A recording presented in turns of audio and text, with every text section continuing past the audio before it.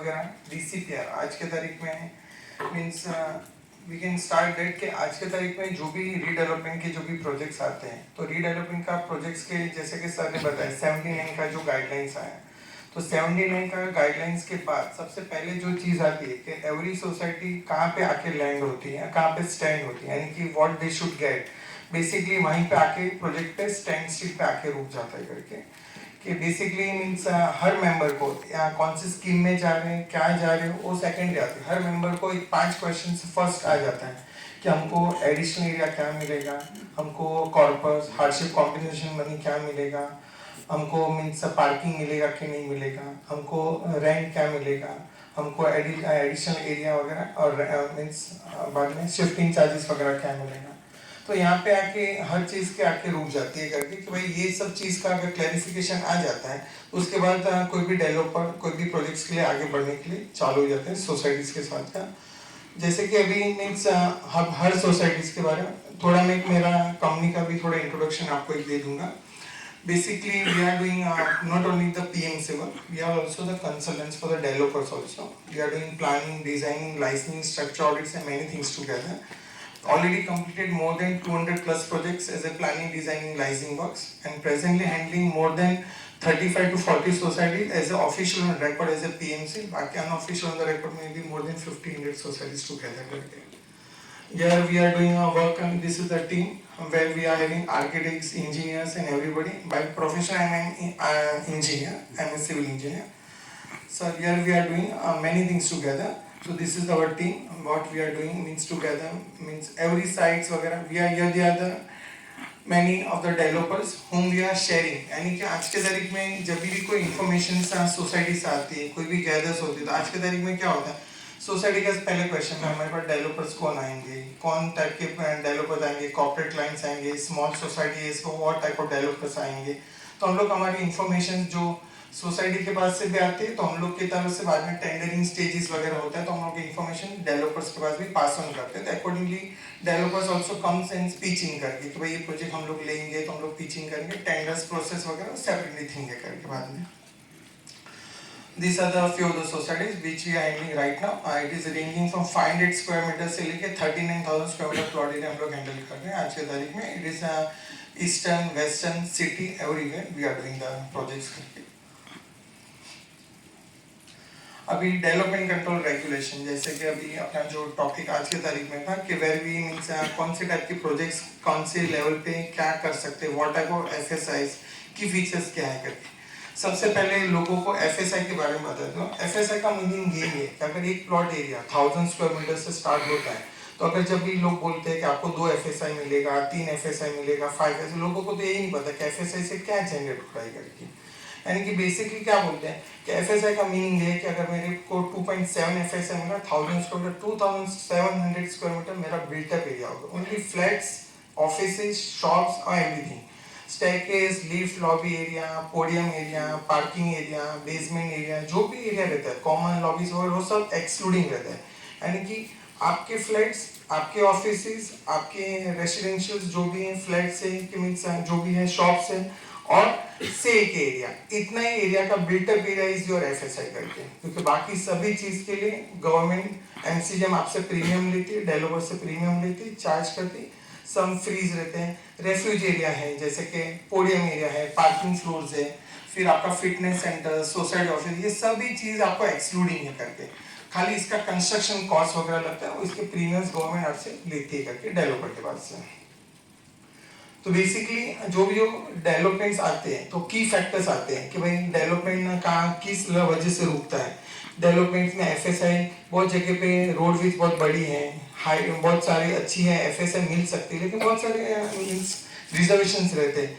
Basically जैसे कि fly zone का प्रॉब्लम है, फिर रेलवे के बफर्स में है, हाईवे बफर जोन में आता है, फिर इस तरह से डिफरेंट क्राइटेरिया रहते हैं based on which the development में FSI कम हो सकती है, रुकावटें आती हैं। तो वैसे हर चीज में आता है, जैसे कि सर ने भी पहले बताया मैंग्रोव्स का प्रॉब्लम आता है, मैंग्रोव्स का बफर जोन आता है, CRZ में भी डेवलपमेंट रुकते हैं, तो उसके वजह से मीन्स और डिफरेंट कंसल्टेंट्स आते हैं जिसके बेसिस के ऊपर ये आगे बढ़ सकते हैं। हेरिटेज का आता है डेफिनेट। और पूरा बॉम्बे आज के तारीख में कोई भी आप रीडेवलपमेंट के लिए जाओ whether it is in city, suburbs, कहीं भी आप जाओ, everything is written in regulation number 33 आपके लिए बहुत इंपॉर्टेंट है।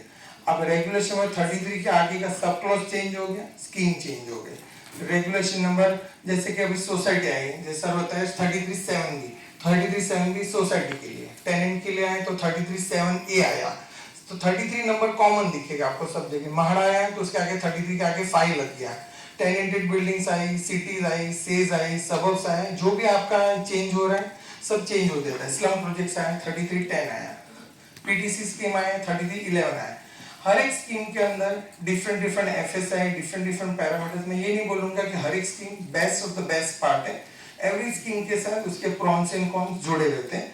यानी कि अगर टीडीआर स्कीम देखते हैं तो टीडीआर स्कीम के बाद नेक्स्ट आज के तारीख में पूरे बॉम्बे में where the plot areas are more, जहाँ पे बड़े प्लॉट एरिया हैं 6000 स्क्वायर मीटर सबब्स के लिए, सिटी के लिए 4000 स्क्वायर मीटर प्लस रहेगा। तो आज के तारीख में रीडेवलपमेंट का जब फर्स्ट क्वेश्चन आता है तो डेवलपर यही पूछेगा रोड विड्थ बढ़ी तो हम लोग कहाँ क्लस्टर में जाएंगे, क्योंकि क्लस्टर्स के लिए आज के तारीख में पूरे बॉम्बे में इसके लिए गवर्नमेंट को बहुत इसको प्रमोट भी कर रहे हैं और इसके लिए प्रीमियम्स वगैरह भी बहुत सारे कम है। Second most powerful scheme which is running around which is 3311 scheme. After cluster 3311 second third scheme जो आता है वो आपका 3320 स्कीम अभी रन हो जाएगा नेक्स्ट मंथ से, शुड बी गेट इम्प्लीमेंटेड करके as regarding the premiums part. फिर दूसरा आ जाएगा, उसके बाद टीडीआर स्कीम आती है and last of the list 3312 scheme आती है। तो ये चार स्कीम जो आपके फंक्शंस होते हैं, बाकी जैसे ये आप रोड विथ वाइज, जैसे कि सबब्स में कोई भी स्कीम्स आती है तो रोड विथ वाइज जो भी स्कीम जनरेट होती है, हर स्कीम के अंदर हर रोड विथ के हिसाब से आपकी एफएसआई चेंज होती रहती है। 33(7)B नॉर्मल टीडीआर स्कीम है, लेस देन 9 मीटर से 9 मीटर से 12 मीटर्स के आएगा, 12 to 18 के आएगा। 33(9) क्लस्टर मोस्ट पावरफुल स्कीम, जिसके अंदर मिनिमम एफएसआई 4 स्टार्ट होती है, 4 प्लस फंजिबल बिकम्स 5.4। तो this is the most powerful scheme as on today, आज के तारीख में 3311। उसके बाद सेकंड नंबर पे आती है 3320 जो लास्ट में दिख रहा है, अभी उसको 3311 को पैरेलल में आना चालू हो जाएगा तो उसके premiums will be implemented same as 3311। क्योंकि आज की तारीख में कोई भी डेवलपर आता है तो आज की तारीख में टीडीआर स्कीम में जो भी प्रॉब्लम आ रही है, जैसे कि सर बता रहे थे कि प्रीमियम्स कैलकुलेशंस, आज डेवलपर्स को भी बहुत सारी दिक्कतें आ रही है टीडीआर के लिए, क्योंकि टीडीआर जनरेट नहीं हो रहे, टीडीआर के रेट्स बहुत बढ़ रहे हैं। टीडीआर का जो गए साल में टीडीआर का अगर परचेस करने को एक डेवलपर आता है तो general TDR 35% of the ready reckoner rate था, स्लम टीडीआर रेडी रेकनर का 45% था, आज स्लम टीडीआर 106% तक पहुंच गया है, जनरल टीडीआर 65% तक पहुंच गया है। तो कॉस्ट बढ़ रही है, जिस तरह से सामने सेल रेट इतना डबल से नहीं बढ़ रहा है कभी, तो ये अपने को रिप्लेसमेंट होना चालू हो गया है कि लोग अभी टीडीआर स्कीम को डेवलपर सेकंड प्रेफरेंस देते हैं, नॉट द फर्स्ट प्रेफरेंस है। तो आज के तारीख में सबसे स्टैंडर्ड पॉलिसीज के अंदर यानी कि नॉन डिपेंडेंट स्कीम बोलेंगे तो टीडीआर स्कीम है करके। अभी जैसे कि सर ने आपको means we can say that कि अभी आपका सिटी सबब्स वगैरह के लिए जो भी रीडेवलपमेंट्स करते हैं, जैसे सिटीज में आते हैं मींस सेज बिल्डिंग्स वगैरह आते हैं तो आप रेगुलेशन में 33(7) के अंदर लेते हैं। जब भी 33(7) यानी कि कोई भी लैंडलॉर्ड्स रहते हैं, डेवलप्ड बिल्डिंग्स रहते हैं, टेनेंटेड बिल्डिंग्स रहते हैं, तो ये सब 33(7) एक स्कीम के अंदर आती है, यानी कि उसके अंदर आपके टेनेंट्स वगैरह जो रहेंगे it's not implement to the societies करके। 33(7) भी सिटीज सबब दोनों के लिए इंप्लीमेंट हो सकता है as far the society is concern. तो इसके लिए society but it has to be society has to complete 30 years का ओल्ड सोसाइटी हो सकती है तो ही 33(7)B की स्कीम आपकी इंप्लीमेंट कर सकते हैं।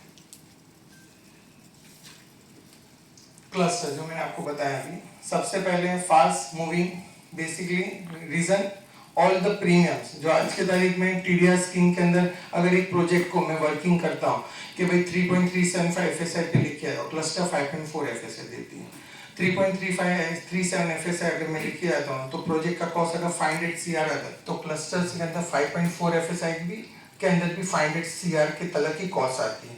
उसके वजह में क्या हो जाता है, members can get more and more areas, more and more basically members gets roughly 40 से लेके 62% तक members को additional area मिलती है। तो आज के तारीख में हर member को क्या रहता है कि भाई हमको additional area क्या मिला, क्योंकि आज corpus क्या मिला, आपको rent क्या मिला, shifting क्या मिला, parking क्या मिला, एडिशनल एरिया, अभी कॉर्पस कभी कभार क्लस्टर स्कीम्स के अंदर अगर आपको कम भी मिलता है, लेकिन आप एक सोच सकते हैं अगर नॉर्मल स्कीम में आपको मैं 30% देता था और जब क्लस्टर स्कीम के अंदर आपको 50% मिलता है, तो 1000 स्क्वायर फुट के रेफरेंस से अगर आप देखो तो 20% मोर एरिया, उसकी कॉस्टिंग आपके कॉर्पस से कई गुना ज्यादा रहेगी. तो that is why the clusters is moving very fast from the developer's prospect point of view or even from the society prospect point of view also. These are the SEZ building 30 years वगैरह जो cities वगैरह क्या क्या eligibles रहते हैं, clusters ये सब जो कि schemes के लिए. और दूसरा बेसिकली क्लस्टर्स जनरली जो भी क्लस्टर्स वगैरह कोई भी सोसाइटी जुड़ने के लिए रेडी होती है, तो हम लोग ने बहुत जगह पे इस तरह से किया है कि जहाँ पे सोसाइटीज में प्रॉब्लम थे, ज्वाइन होने के लिए रेडी नहीं होते, तो we tried our level best and made them join. So because of that many redevelopment has gone further for the cluster redevelopment. Cluster redevelopment का main criteria है 30 years, that should be 2 buildings. एक ही society है लेकिन 2 building है तो cluster कर सकते हैं, सिंगल बिल्डिंग है तो क्लस्टर्स नहीं अलाउड है. विंग कॉन्सेप्ट को क्लस्टर्स के लिए यूडीज में प्रोविजंस के लिए भेजा गया है, अभी तक उसका क्लैरिफिकेशन आया नहीं है. बाकी रोड विड्थ अगर 12 मीटर प्लस है आप क्लस्टर स्कीम कर सकते हैं. सबअर्ब्स के लिए 6000 स्क्वायर मीटर एंड सिटीज के लिए 4000 स्क्वायर मीटर प्लॉट एरिया होना चाहिए.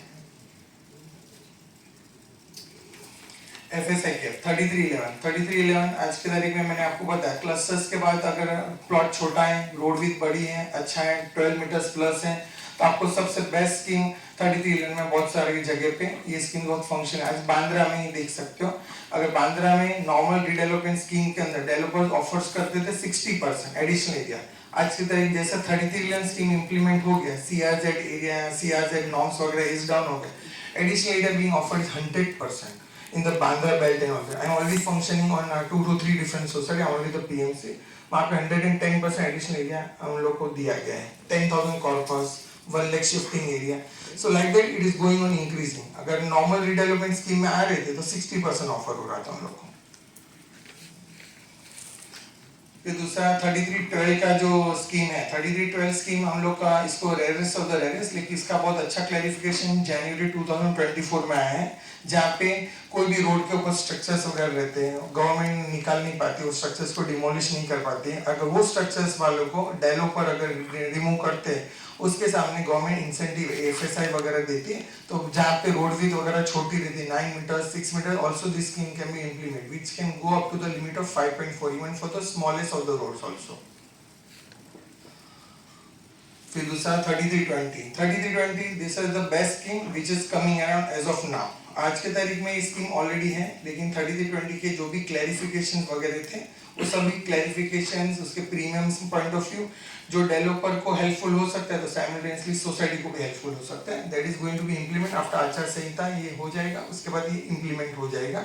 आई think so the draft is already been publish, signatures वगैरह हुए हैं, लेकिन फाइनलाइजेशन आपको जब आचार संहिता खत्म होगा उसके बाद ये इम्प्लीमेंट यानी इलेक्शन के बाद ये इम्प्लीमेंट हो जाएगा. तो this will be a parallel scheme to 3311 scheme, जिसके अंदर ये बिल्डिंग प्रपोजल में जाता है और 3311 का स्कीम का all the authorities for signing are in SRA department. दूसरा जैसे कि सर ने बताया all what are the documents, some documents के लिए आपको सर्विसेज लेनी पड़ती है, कंसल्टेंट्स वगैरह लेनी पड़ती है. What are the documents required, कभी भी एक रीडेवलपमेंट हम लोग करते हैं तो this are the standard list of document which is required by us. देखिए ये जो रिक्वायरमेंट्स है ये सोसाइटी पॉइंट ऑफ व्यू भी है, डेवलपर्स के लिए भी हेल्पफुल है कि कल सुबह के डेवलपर को जब रीडेवलपमेंट करना है तो उसको प्लान वगैरह बिठाना है, फिट आउट करना है, आपका न्यू रिडेवलपमेंट होगा. FSI भी आप लोग 1 कंज्यूम कर रहे हो, 1.4 कंज्यूम कर रहे होंगे, फ्यूचर में FSI 2.7 से लेके 5.4 तक जाएगा.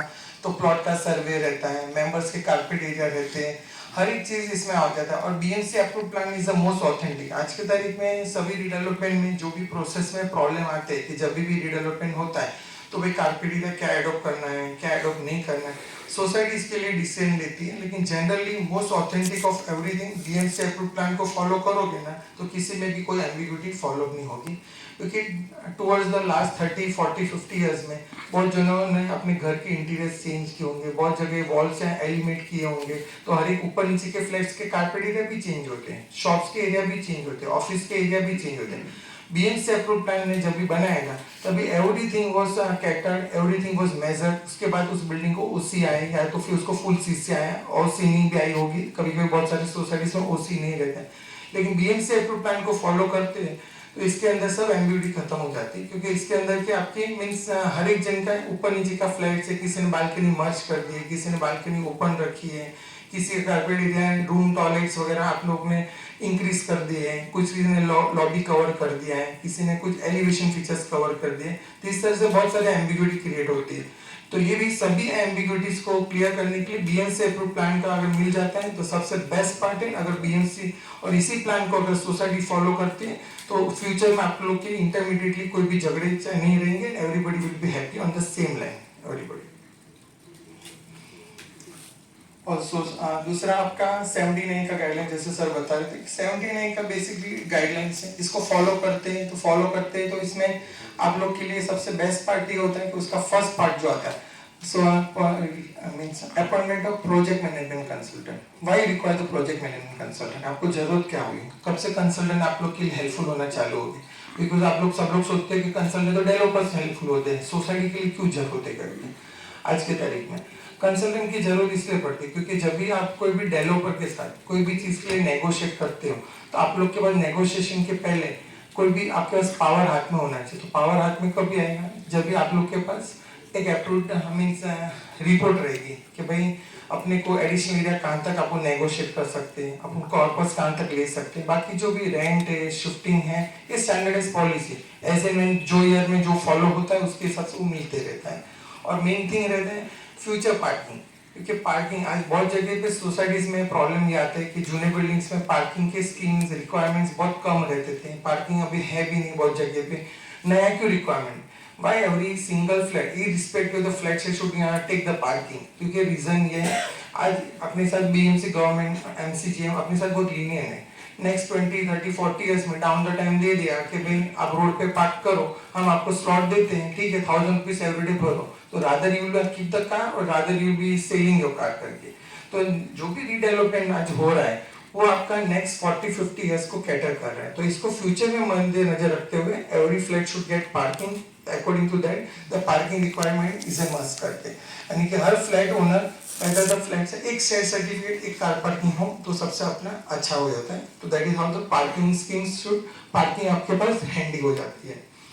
दूसरा आपका जो फिजिकल रिपोर्ट मिलता है तो उसके अंदर आपके पास कैश फ्लो भी मालूम पड़ता है, आपका टाइम फ्रेम मालूम पड़ता है, डेवलपर कौन से टाइप के कैटेगराइज के डेवलपर्स अपने प्रोजेक्ट्स के लिए आएंगे, अपना प्रोजेक्ट का 100 करोड़ का है, 50 करोड़ का है, 500 करोड़ का है, 1000 करोड़ का है, 2000 crore.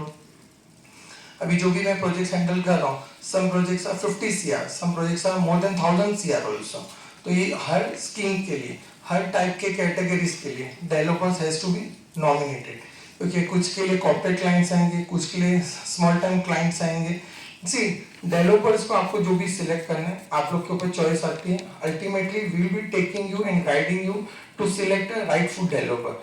Rightful developer in the sense financially strong, आपका टाइम फ्रेम से आपको प्रोजेक्ट मिल जाना चाहिए, दैट इज द इम्पोर्टेंट, क्योंकि आज के तारीख में रीडेवलपमेंट में आता है तो यंग जनरेशन इजीली अवेलेबल हो जाते हैं, यंग जनरेशन इजीली हार्म होती है। बहुत जगह पे हम लोग को जो दिक्कत आती है वहाँ पे ओल्ड जनरेशन के आती है, कभी कभी ओल्ड जनरेशन बोलते हैं कि हम अब आज हम लोग 70 है 80 है 4 साल लगेगा 5 साल लगेगा तब तक हम लोग रहेंगे नहीं रहेंगे, ये प्रोजेक्ट बनेगा नहीं बनेगा, तो यहाँ से रिस्ट्रिक्शन आना चालू हो जाता है करके। लेकिन अभी recently also I worked out in one of the society that only कि भाई society when the PMC had come, when the PMC consultant come, they were reluctant. Only 20% people of the entire society agreed to give the go ahead. When I went as a friendly advice, I was my parents also there. So I went as a friendly advice. 80% of the people agreed to go for the redevelopment. Because आज redevelopment का trend चल रहा है. Today if you are joining, तो मैं cluster में उस project को लेके जा सकता था. फ्यूचर में अगर इंडिविजुअल बिल्डिंग आएगा 15-20 इयर्स के बाद, आज वो बोलते हैं कि बिल्डिंग को टाइम फ्रेम नहीं हुआ है, 30 इयर्स नहीं हुआ, हमको रिडेवलपमेंट नहीं करना है, तो बाद में उनको 10-15-20% के ऊपर उनको FSI मिलेगी नहीं, तो आज रिडेवलपमेंट कर रहे हैं तो 50% ऑफर आया है, 10-15 इयर्स के बाद भी 15-20% रहेगी, तो what is the use and value for that करके आज 50% का वैल्यूएशन है, उसके सामने the valuation as an individual building is goes away. That's why cluster is very much important. Cluster gives you more and more benefits out of it.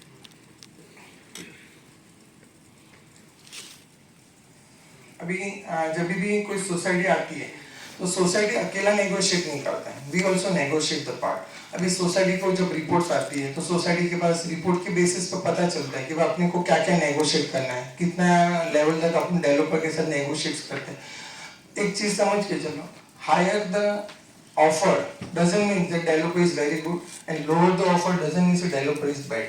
Understand करो, बहुत जगह पे ऐसा भी हुआ है मेरे साथ कि वहाँ पे जिसने हाईएस्ट ऑफर दिया उसने आइन घड़ी पे बैकआउट किया है, और जिसने सबसे लोएस्ट दिया था because that was the most authentic and he is got selected for the same करके। Because sometime developers means neglect कर देते हैं, सिविलेशन हाइट्स के प्रॉब्लम रहते हैं, फिर दूसरा रेलवे बफर्स रहता है बहुत जगह पे। जैसे मैंने पहले भी बताया कि मीन्स रोड विड्थ के बेसिस के ऊपर आपको एफएसआई ज्यादा भी मिले, लेकिन उसके बेसिस पे प्लानिंग बैठता है कि नहीं, एफएसआई रिस्ट्रिक्शंस भी होते हैं, हाइट रिस्ट्रिक्शंस रहते हैं, बफर्स रहते हैं, तो इस तरह से डेवलपमेंट आगे पीछे हो सकता है। एफएसआई यानी कि हर जगह पे road width wise FSI generate हो, कंज्यूम हो सके, उस तरह से पॉसिबल नहीं रहता है। तो इस तरह से आपके प्लॉट के सर्वे, शेप साइज वगैरह आते हैं तो डेवलपर आपके साथ एक बेसिक रनिंग भी करते हैं, उनके इन हाउस आर्किटेक्ट्स के साथ भी बैठते हैं कि इसमें प्लान इतना एफएसआई बैठता है कि नहीं बैठता है, तो वो अपने लिए इंपॉर्टेंट रहता है। That's why it's required. तो basically we go ahead with this, what are the rules, regulations, corpus language. जैसे कि मैंने आपको पहले भी बताया कि कोई भी आज के तारीख में 5 थिंग के बाद आपका जितना भी थिंग्स रहता है, जो भी है, टेंडर्स डॉक्यूमेंट्स आते हैं। टेंडर्स आपके पास 2 टाइप से चॉइस आती है कि आपका फिजिकल रिपोर्ट के बाद आपको टेंडर मिलता है। टेंडर रहता है तो न्यूज़पेपर में एडवर्टाइजमेंट से ओपन टेंडर कर सकते हैं। क्लोज टेंडर सोसाइटी फॉलो करती है, लेकिन क्लोज टेंडर के टाइम सोसाइटी ने ध्यान रखने का, कभी भी क्लोज टेंडर सिस्टम फॉलो करते हैं बिट्स जनरेट करके लेने का। बिट्स को बोलते हैं एक स्टैंडर्ड फॉर्म रहता है जो हर डेवलपर को दिया जाता है जो सोसाइटी को रीडेवलपमेंट चाहते हैं, क्योंकि क्लोज टेंडर्स में पेपर नोटिस तो नहीं आती, सोसाइटी के नोटिस बोर्ड के ऊपर एडवर्टाइज लग जाती है कि भाई सोसाइटी रीडेवलपमेंट के लिए जा रही है। तो उसके लिए सोसाइटी ने एक बिट्स जनरेट करके देना रहता है, यानी कि कोई भी डेवलपर वो बिट्स कलेक्ट करना चाहिए और उसको फॉर्म फिल करके देना चाहिए, और वो all the bits everything will be open in a single day only. तो उससे क्या होता है, हर एक के बीच में कंपैरिजन चार्ट, यानी कि एप्पल टू एप्पल में कंपेयर कर सकता हूँ। हर एक डेवलपर अगर अपने अपने हिसाब से ऑफर लेटर फॉलो किया तो अपन इसको कंपेयर नहीं कर सकते। यानी कि close tender system is also very much clear. लोगों को ये लगता है कि क्लोज टेंडर सिस्टम में मेंबर्स के साथ मींस डेवलपर्स लिबरेशंस लेते हैं, उसमें कोई भी सोसाइटी अपने चाहते वाले डेवलपर्स भी लेके आता है, ऐसा कुछ नहीं होता है। Close tenders also is very good, but all the bids and everything should be open on a single day और it should be on a seal, और वो bids के बेसिस के ऊपर हम एप्पल टू एप्पल कंपेयर करके अपन developer को select कर सकते हैं।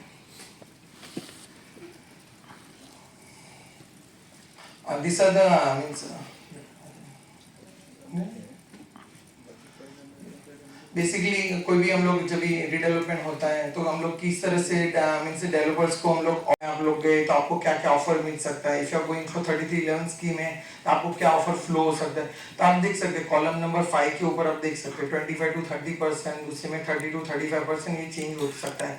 कॉर्पस स्टैंडर्डाइज भी हो सकता है, बाकी सब चीज स्टैंडर्डाइज हो सकती है। इस तरह से डिफरेंट स्कीम्स के अंदर आपकी एफएसआई, आपकी offer letters goes on change हो सकती है करके, but society need to select. I will be putting you across to that कि आपको राइट स्कीम राइट टाइम उसको चॉइस करनी है। एंड सोसाइटी बहुत जगह पे सोसाइटी रिलक्टेंस रहती है कि हमको एक पर्टिकुलर स्कीम में ही जाना है, लेकिन टीडीआर स्कीम जो पहले डेवलपर हर एक जन को बोलता है कि भाई टीडीआर स्कीम, लेकिन सोसाइटी भी बहुत जगह पे रिलक्टेंट है आपको टीडीआर स्कीम है। लेकिन आपको मैं बता रहा हूँ स्लम टीडीआर लास्ट 4 महीने से अवेलेबल नहीं था, तो डेवलपर्स को बहुत कठिनाई से स्लम टीडीआर मिल रहा था, उसकी वजह से बहुत सारे प्रोजेक्ट डिले भी हो रहे थे करके। इसलिए जब भी कोई स्कीम सिलेक्ट करते हो जो भी हो, अब रिस्ट्रिक्शंस की जगह पे आप कॉन्सेंट्रेट को आपको एफएसआई क्या चाहिए। कभी कभार वी कैन रिस्ट्रिक्ट दैट कि भाई हमको एफएसआई 3.24 ही कंज्यूम करना है। कभी कभी सोसाइटी से हम लोग को आता है हमको डेंसिटी बढ़ानी नहीं है, हम लोग को इतने ज्यादा मेंबर्स बढ़ाने नहीं है, हम लोग को एक स्टैंडर्डाइज सिंपल सोबर बिल्डिंग चाहिए।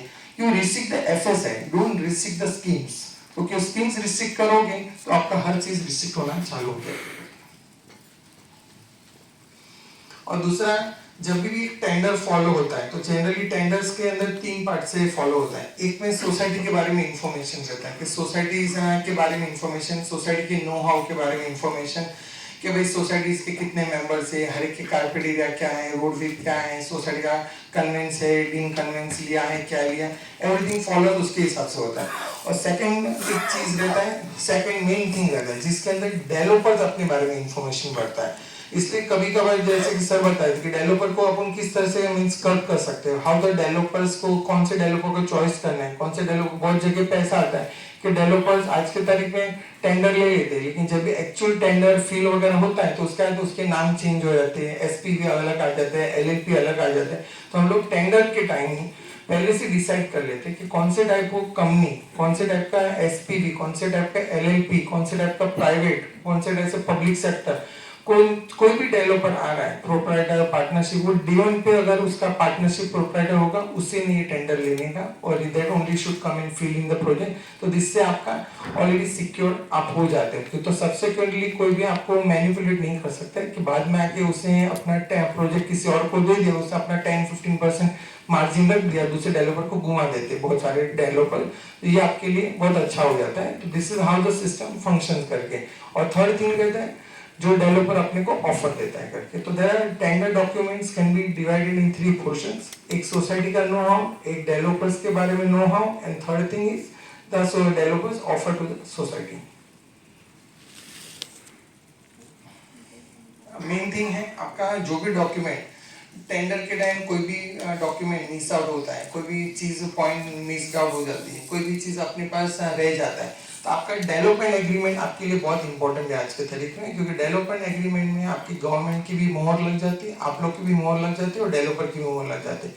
तो developer agreement is always given by generally given by the solicitors or the advocates of the developer, but it will be finalization corrected and means जो भी complete करने formalities by with the society's advocates। तो ये important है कि society का advocate और developer का advocate will not be the same person, क्योंकि नहीं तो फिर एक दूसरे का इसमें इंटरफेरेंस बढ़ जाएगा, प्रॉब्लम चालू हो जाएगा करके। It can be on the safer side for the society to appointed lawyers. CA हम लोग को जनरली कभी लगता है, जैसे सर बता रहे थे, सीए इज रिक्वायर्ड आपके बड़े प्रोजेक्ट्स हैं, बड़े हैं तो डेवलपर्स के बारे में, या जबकि प्रोजेक्ट्स का वेटेज बहुत ज़्यादा रहता है तो उनके वहाँ से 5 years के IT रिटर्न्स, फाइल पेपर्स भी मंगाते हैं कि कौन सा टाइप इसका डेट क्या है, एनबीएफसी से लोन लेता है, सेल्फ फंडिंग है, सेल्फ फाइनेंस है, क्या क्या मॉडल से वो अपना काम कर रहा है। तो उसके हिसाब से सीए का भी एक रोल आ जाता है। और आपके एडवोकेट से आपके पास 3 डॉक्यूमेंट्स आएंगे। एक आपका आएगा डेवलपमेंट एग्रीमेंट जो सोसाइटी डेवलपर के साथ साइन करेगा। सेकंड डॉक्यूमेंट आएगा आपका पावर ऑफ अटॉर्नी जो बोलते हैं, जो डेवलपर को पावर देगा बिल्डिंग खड़ा करने के लिए और उसको फ्लैट से वगैरह सेल करने के लिए। And third document is a must PAAA agreement, permanent alternate accommodation agreement, जो हर इंडिविजुअल यूनिट्स को हेल्पफुल होगा उनका यूनिट्स को सेल और परचेज करने के लिए। अभी आपका जो भी एरियाज वगैरह रहता है, और दूसरा मॉनिटरिंग स्टेजेस रहते हैं कि जैसे कि अभी हम लोग का जैसे PMC वर्क हम लोग कर रहे हैं, 35+ सोसाइटीज के लिए कर रहे हैं।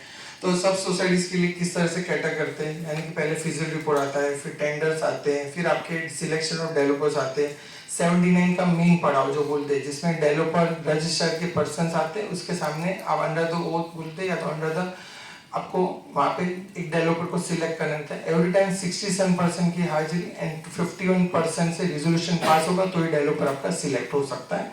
तो हर time same strategy to be followed majorly for the meetings also, जहाँ पे आपके 2019 का जो गाइडलाइंस है आपका, वो आपको क्या बोलता है कि भाई आप लोग का मीन्स जूम मीटिंग्स वगैरह को अलाउड नहीं करते हैं, आपके सेकंड वोटर्स को अलाउड नहीं करते हैं, यानी कि आपके फ्लैट्स 2 नाम से हैं तो फर्स्ट पर्सन शुड कम इन। लेकिन कभी कभार ऐसा होता है कि बहुत एक ही मेंबर के बहुत सारे फ्लैट्स रहते हैं जिसके अंदर सेकंड पर्सन में भी डिफरेंट, सन एंड डॉटर के नाम पे, फादर एंड सन है, father and wife means father and daughter के नाम पे, वाइफ हस्बैंड के नाम पे, तो सेकंड पर्सन को भी वोट का राइट मिलता है करके। इस तरह से वोटिंग हो जाता है। एक ही पर्सन के बहुत सारे फ्लैट्स है तो उसका सिंगल वोट गिना जाता है, बाकी रेस्ट ऑफ फ्लैट्स एलिमिनेट हो जाते हैं। यानी कि अगर आपके 50 फ्लैट्स है, 50 में एक ही जन के 5 फ्लैट है तो 5 फ्लैट को में से 4 फ्लैट एलिमिनेट हो जाएगा, number of units will be counted as 46 only. तो वो भी आपके लिए इंपॉर्टेंट रहता है। और BCC ये डिफेक्ट लायबिलिटी पीरियड्स वगैरह जो आता है, रेरा वगैरह कवर्स आप लोग को 5 इयर्स के लिए कवर करते हैं। फिर दूसरा आपके पास जितने भी सर्टिफिकेट्स वगैरह आएंगे वो सब आपको 10 इयर्स के लिए कवर करते हैं कि आपको वाटर प्रूफिंग मिलेगा, आपको लीफ का सर्टिफिकेट्स मिलेगा, आपको कलर का सर्टिफिकेट्स मिलेगा, जो भी है 10 इयर्स के लिए मिलेंगे। तो जितना बन सके don't try to may interfere with the internal works वगैरह, कुछ भी अगर आप मेजर रिपेयर्स वगैरह कर रही हैं, इंटीरियर्स वगैरह बहुत सारा चेंजेस कर रहे हो, तो without informing the society don't do that things करके, अदरवाइज आपके जो भी आपको सर्टिफिकेट्स मिले हैं वो आपके नल एंड वॉइड हो सकते हैं. Developer can put their hands up कि I don't, since you have done the manipulation, we are no more means agreeable to the terms and condition of that certificates वगैरह, वो भी आपके आ सकता है करके. Yeah. These are the few of the project. जैसे मैंने आपको पहले ही बताया था कि we are not only doing a plan, means only the PMC, we are done we're doing planning, designing, licensing, art gallery, फिर Bharat sky vistas and all that. So many projects are there which we are done. Means not only from the point of view, from the just these are from the planning aspects and all that also. Yeah. So yes, thank you very much.